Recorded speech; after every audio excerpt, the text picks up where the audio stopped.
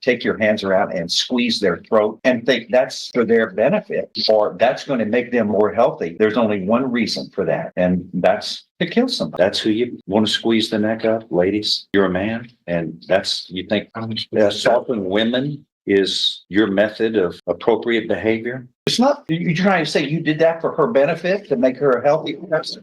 My God, how would you treat somebody you don't love? I want the truth. You can't handle the truth. We have two cases here, and is he pleading to two or one? Two.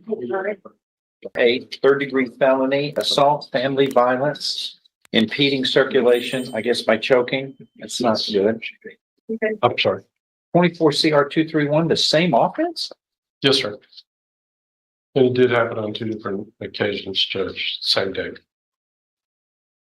If I remember. Couple months apart.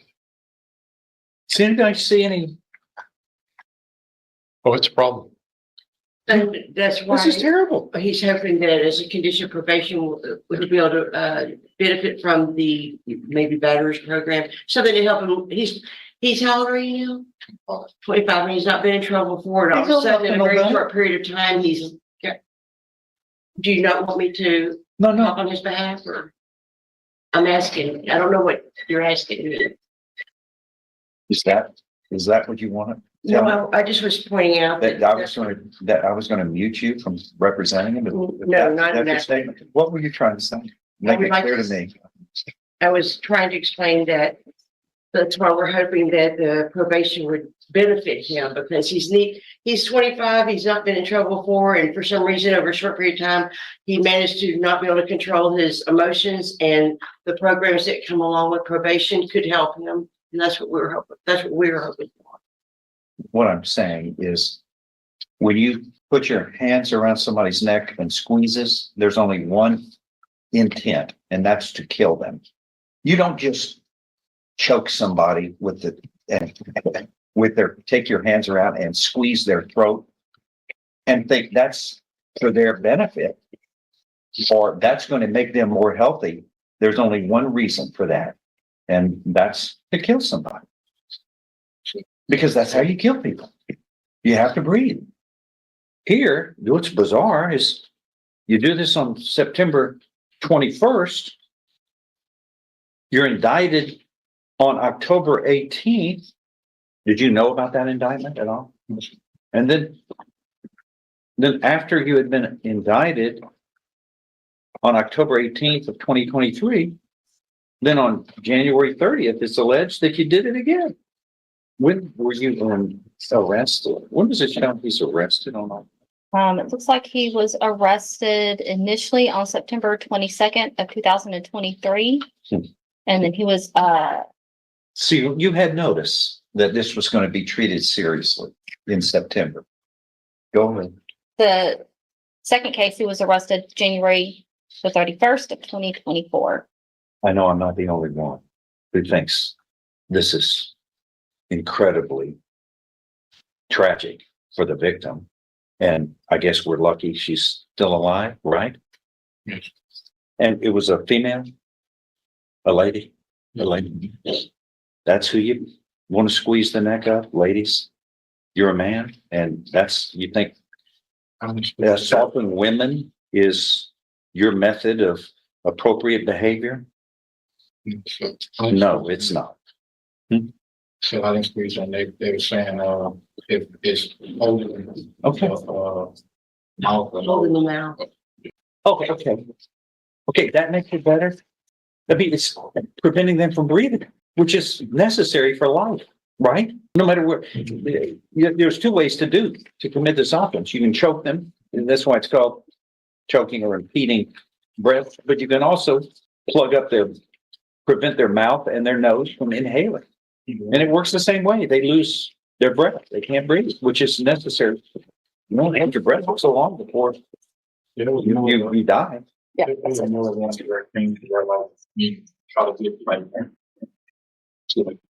Stop talking or do it. There's nothing, you can't reason this out as something good. It's not, you're trying to say you did that for her benefit to make her a healthy person and live longer and happy? No. See where this goes. I've never done such a thing in my life. I can't imagine you just take any random group of people and unless they're sadistic, nobody does that to another human being. Okay, so what's the plan? Placing them on deferred or unadjudicated probation? Everybody? As to both, yes, sir. Okay. That's what the state, you've looked at it. You're I've closer looked about at it. it You think that's wrong? You must think this is what's in the best interest of everybody concerned. I approved it based solely upon this defendant's lack of criminal history outside of these elements. Okay. I'm hoping that the court will get his attention today. Is he clean the both ones? Yes, sir. All right, we're going to take these two together, okay? Each of these indictments similarly allege that on or about January 30th, 2024, in 23 CR 1748, let me stop. On or about September 21st, 2023, and in 24 CR 231, on or about January 30th, 24, which would be October, November, December, January, 4 months later. Each of these indictments similarly allege that you committed the third-degree felony of intentionally, knowingly, or recklessly impeding the normal breathing or circulation of the blood of the victim by applying pressure to the throat or neck or by blocking her nose or mouth with your hands. And that's against the dignity of peace and dignity of the state, signed by the foreman of the grand jury for each case similar.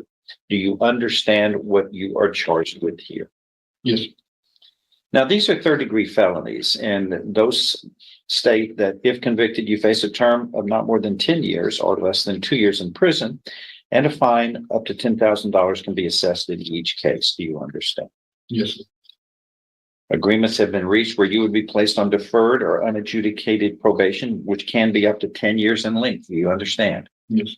There's a recommendation, but it's not binding on me. I get to decide how much the length of probation is. You would be fined $500, and this would run concurrently with each case. And is that the same agreement on each case? Yes. It is, Judge. Okay. Anything else to add by anybody? I'm going to follow these agreements and find, if nothing further, Mr. Eaglin, that you are pleading guilty in each of these cases to find you guilty beyond a reasonable doubt. But I am going to defer any finding of guilt and place you on deferred or unadjudicated probation for 10 years. I can always shorten that to 1/3, 3 1/3 years, if I am impressed that you are doing well and have understood and appreciated these matters and have atoned and changed your life for the better. There will be terms and conditions that will include a fine of $500 in each case. You must also complete the batterer's intervention protection program, which is presented by Family Services. That is a wonderful organization here that helps folks fix some issues and try to reach the ideals of a successful family, which the victim here is, was that a girlfriend, acquaintance, wife, your girlfriend? Both of them were girlfriends, Judge. Girlfriend. Okay. I have two different people, right? Yes, sir. That's what I was trying to clarify. For you. Yeah, I understand. Okay, so these are, this is a month apart. These are two different It's 4 months. ladies and they're your girlfriends? Yes, sir. Do they know about the other girlfriend? How many girlfriends do you have? It was just, I mean, it's not funny. it was just to separation. Oh. Here's another thing. This is, once again, this is a terrible, terrible thing to do. And that's why the law considers it serious, because it is life-threatening. As a condition of probation, you're going to serve 180 days in the county jail. And are you able to leave, to go now, or you want me to order you to report on or before 6:00 PM Friday? Friday. All right, And Your Honor, he does work he works for the Y, I believe, 5 days a week. And we talked about that in the event that the court ordered upfront time. And even though it might be as much as 180 days, which is 2 years. just 90, You get 2 days credit. that he would ask that he be able to do weekends so he could keep his job at the Y. Is that what you want to do? Yes, sir. Okay, because I don't have a problem with that. I think it certainly lasts longer. It ends up being 90 weekends, which is over a year. But well over a year. But if that's what it takes to keep your job and you're willing to do that over that span of time, it has to be done then that way. That is a responsible method of doing it, but obviously there's a reason why this is being assessed, because it's life threatening and you can't, these were girlfriends. Would you call them girlfriends? At least. My God, how would you treat somebody you don't love? If a girlfriend, I'm sure there's an affection there. I've lived long enough. That's what you have with another fellow human being, and you're not supposed to threaten their life, right? I'm talking to you about something, you know that, you know the answers to this, but also you're not acting like a gentleman. You're acting like a bully. And they're not fellow humans are not to be life threatened. You don't treat them and then say, well, I have affection for you. That's why I'm going to choke you here or threaten your lives. That's not the way you handle a relationship. That's the right way. Or else, let me just say, you're going to have a lot of short-term relationships because people don't think much of that as a method of showing affection. Do better. That is all. Alexis Johnson. Yes, Your Honor, nobody said it's going to jump something. Get her.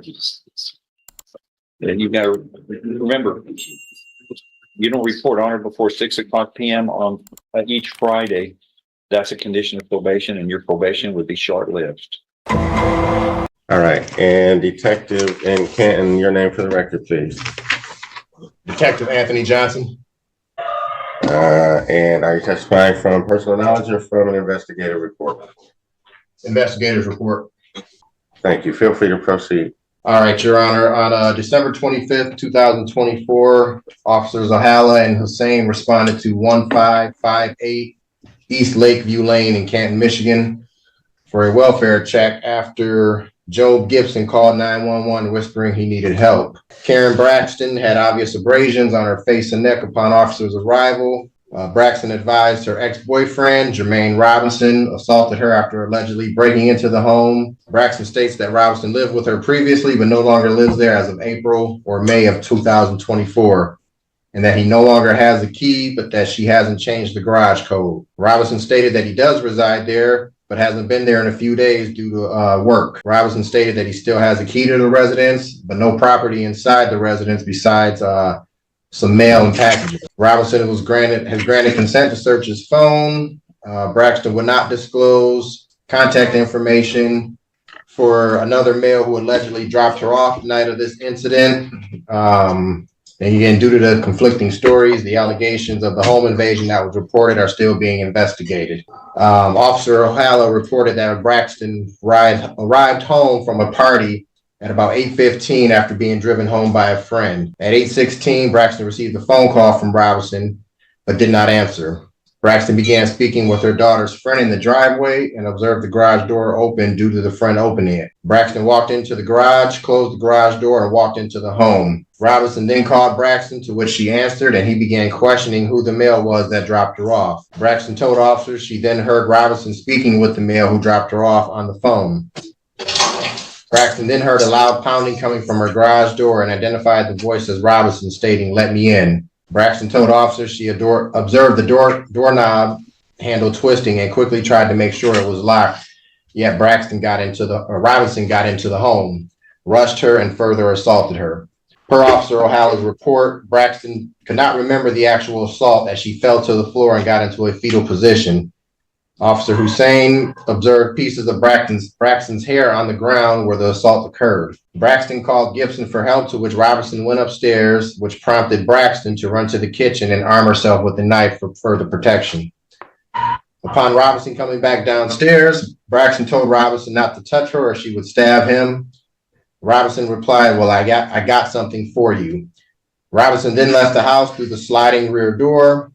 Officers checked the rear door, which was unlocked, and Officer O'Hala checked the deadbolt on the garage door, which was damaged. Per Braxton, she always keeps the sliding door and garage door locked when she's home. Braxton told Officer O'Hala Robinson has not lived in the house for the last 3 months and currently has no property left inside. Braxton advised Robinson was never invited into the house nor had permission to enter it. On December 26th, Canton Township Special Operations Group detectives conducted surveillance on known associated addresses of Robinson. Robinson was said to be residing at 12008 Rosemont in Detroit, to which Braxton told detectives. Detectives observed Robinson's vehicle in the driveway. After several minutes, they observed the vehicle pull out of the driveway. Detective Sergeant Falk was able to pull next to the vehicle and confirm Robinson was the driver. Robinson was followed to 9975 Granville in Detroit and subsequently placed under arrest. Robinson, at the time of the arrest, Robinson advised he was a valid CPL carrier and was carrying a Glock 22.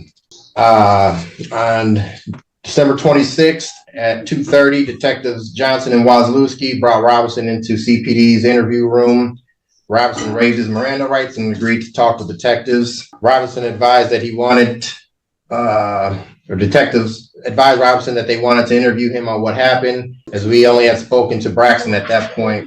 Robinson said Braxton was a dangerous woman and she doesn't get her way. This is the tactics that she uses. Robinson stated he currently resides at 1558 East Lakeview Lane in Canton, but has been gone for a few days due to a new job. They have been together for the past 7 years and living at that address for the last 5 to 6 years. On December 25th, 2024, Robinson arrived to retrieve a package in mail that he was told was there by Braxton. Robinson stated he arrived to see Braxton entertaining another male. Upon seeing Robinson, the unknown male blew a gasket, prompting Braxton to run inside the house. Robinson stated he knocked on the side door due to his keys being inside of his car. Robinson states that he separates his car keys from his house keys, which were not on his person. Robinson stated Braxton let him inside the house through the slide door. Robinson identified the unknown male to have left in a Mercedes vehicle. Robinson was asked about the door inside the garage that had some damage.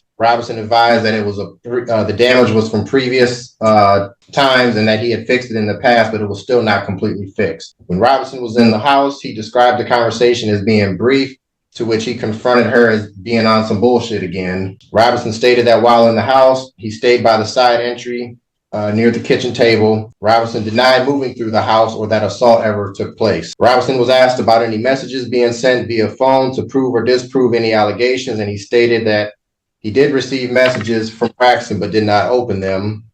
Robinson later said that he would consent to detectives looking through his phone. Robinson stated that Braxton sent the message to his mother, Linda, later that night and informed her not to allow Robinson to go to her house due to the police looking for him. On December 27th, Robinson requested to speak with detectives again. Robinson stated that he and Braxton currently share 4 credit card accounts. And additionally, that Braxton's name is also on the DTE bill for the Rosemont address. Robinson stated that he does have keys for the Lakeview address in Canton, but that he only arrived at CPD with his wallet, his property, so he did not have the keys with him. An interview with Braxton. Upon speaking with Braxton, on a follow-up phone call, she stated that Robinson had appeared over her house as she was being dropped off by a male.